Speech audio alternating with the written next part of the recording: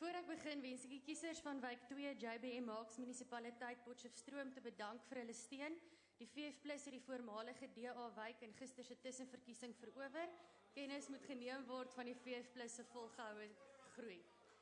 Agbare adjunkspeaker, ons taal is onlosmaaklik deel van wie ons is. Dit is die taal waarin ons droom en die taal waarin ons bid. Ons moedertaal erfenis is een van die belangrikste aspekte wat ons as Suid-Afrikaners maak wie ons is. Naamlik 'n nasie wat bestaan uit 'n tapisserie van verskillende tale en kulture, een van die uniekstes ter wêreld. Tydens die onderhandelinge oor die grondwet in 1995 het die grondwetskrywende vergadering 'n advertensie geplaas. Dit het gelei: 20 miljoen vroue, 18 miljoen mans, 8 gelowe, 25 kerkgroepe, 31 kulture, 14 tale, 9 rassegroepe, 1 land.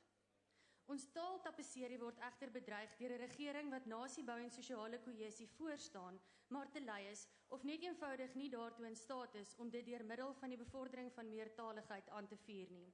Die 2008 ministeriële komitee verslag oor transformasie, sosiale kohesie en die uitwissing van diskriminasie in openbare hoër onderriginstellings het bepaal dat daar substantiewe en voldoende veeltaligheid in akademiese en ondersteuningsdienste in alle openbare universiteite in Suid-Afrika moet wees. Die realiteit skiet egter ver te kort van hierdie doelstelling. Dr. Neville Alexander, voormalige Robben Island gevangene en PAC-aktivis, het by geleentheid gesê: "An English only or even English mainly policy necessarily condemns most people and thus the country as a whole to a permanent state of mediocrity." According to Dr. Halude Mahale of the Human Sciences Research Council, it is clear that despite various interventions made to monitor the effectiveness of language policies, there remains little to no progress in exploring the use of indigenous African languages due to a lack of incentive, non-compliance and general apathy towards the promotion of multilingualism. Die ontwikkeling van inheemse tale word nie bevorder nie.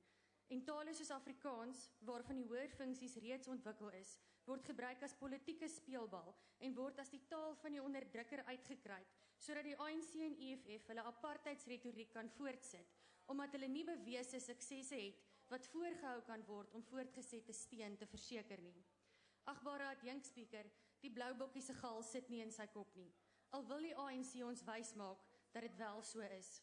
Glo die ANC dat hulle nasiebou en sosiale kohesie bevorder, of verwag hulle net van ons om dit te glo?